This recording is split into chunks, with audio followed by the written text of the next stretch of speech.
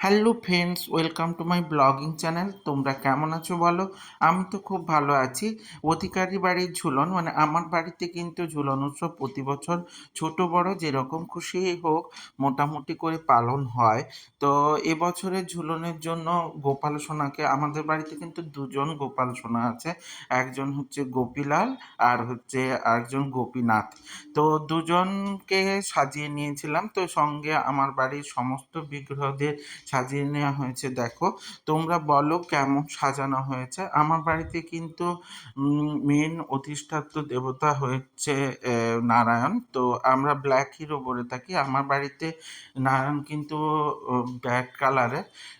তো উনি কোষ্ঠী পাথরের এবং এইভাবেই উনি এসেছিলেন স্বপ্নাদেশ পেয়ে। তো সেইভাবেই আজ পর্যন্ত ওনার সেবা হয়ে আসছে। তো আর মা লক্ষ্মী কিন্তু রাধারানী স্টাইল। তো রাধারানী স্টাইলের মা লক্ষ্মী ওইভাবেই কিন্তু বিগ্রহ তৈরি করা অবস্থায় এসছে।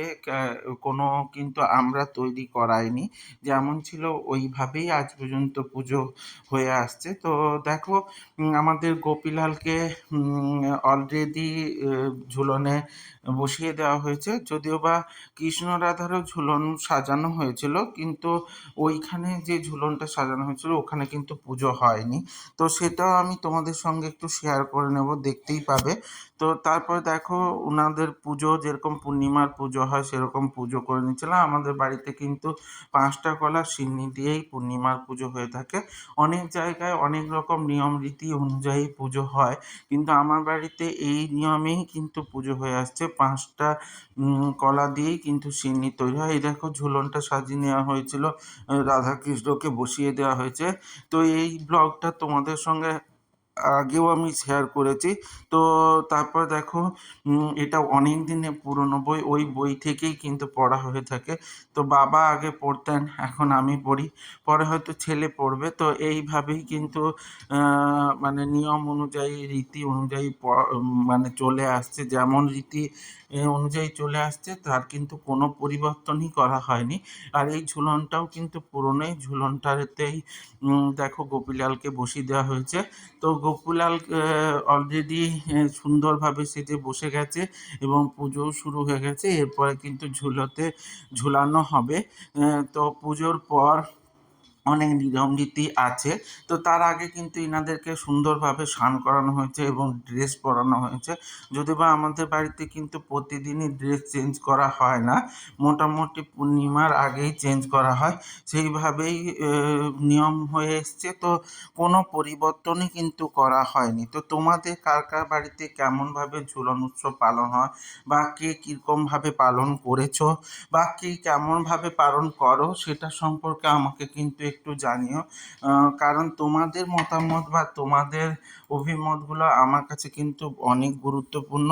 কারণ তোমাদের কমেন্টগুলোই আমাকে কিন্তু আরও সুন্দর সুন্দর ব্লগ তৈরি করতে সাহায্য করবে। তো এটাই মনে করি, এইভাবেই পুজো হয়ে আসছে এবং এইভাবেই আমার বাড়িতে কিন্তু পালন হয়ে আসছে। তো তোমাদের কাছে শোনার পর হয়তো আমি আরও নতুন কিছু শিখতে পারবো এবং নতুনভাবে এই উৎসব পালন করতে পারবো। তো পালনের পর দেখো, আমাদের বাড়িতে পুজোর যে নিয়ম রীতি আছে তো সেগুলো তো সেমই আছে, সেগুলো তো কোনো পরিবর্তন করা যাবে না। তো এইভাবে যা যা তোমাদের বাড়িতে হয়, তো অনেকের বাড়িতে কিন্তু অনেক কিছু ভোগ রান্না হয়।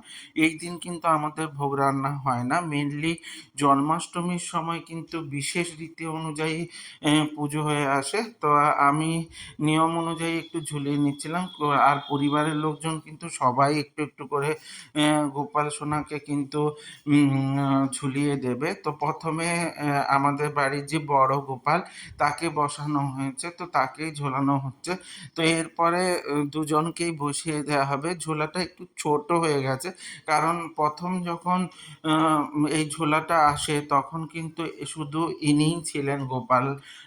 তো পরে আমার ছেলেকে ওই ছোট্ট গোপীনাথকে দিয়েছিল ওর দিয়া, মানে ওর দিদা দিয়েছিল। তো এইভাবে দেখো ওই দুজনকেই বসিয়ে দেওয়া হয়েছে এবং দুজন কি সুন্দরভাবে সেজে নিয়েছে, কি মিষ্টি লাগছে কিন্তু। তো এইভাবে আমার সঙ্গে জুড়ে থাকতে অবশ্যই লাইক, কমেন্ট, শেয়ার করে দিও। আর ইউটিউব থেকে দেখলে অবশ্যই সাবস্ক্রাইব করে দিও এবং পাশে থাকা বেল আইকনটা ক্লিক করে দিও, যাতে আমার ভিডিওগুলো তোমার সামনে প্রথমেই চলে আসে। এইভাবেই সাথে থেকো, সঙ্গে থেকো, জুড়ে থেকো, ভালো থেকো। টাটা।